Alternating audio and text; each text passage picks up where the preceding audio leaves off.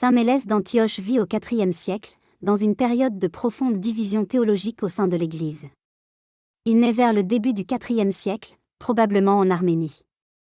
Son époque est marquée par les débats sur la nature du Christ et par les tensions liées à l'arianisme, doctrine qui remet en cause la pleine divinité de Jésus.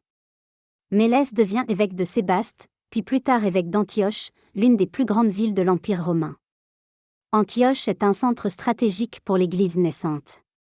Mais cette position expose Mélès à des conflits intenses. À cette époque, l'Empire romain est gouverné successivement par des empereurs favorables ou hostiles à la foi définis au Concile de Nicée. Les changements politiques influencent directement la vie des évêques. Mélès, connu pour sa modération et sa fidélité à la foi orthodoxe, se retrouve au cœur de ces tensions.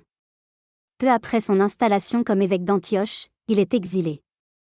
Son attachement à la vérité de la divinité du Christ dérange les partisans de l'arianisme soutenu par le pouvoir impérial.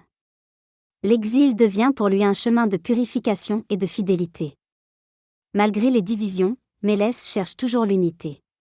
Il refuse les extrêmes, cherchant à maintenir la communion entre les chrétiens.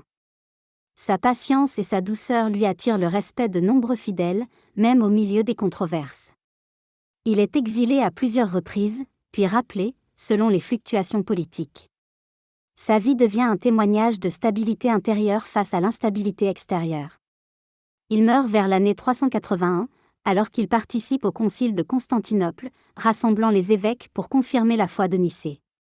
Saint Mélès nous rappelle que la vérité ne s'impose pas par la violence mais se défend par la constance, l'humilité et la patience.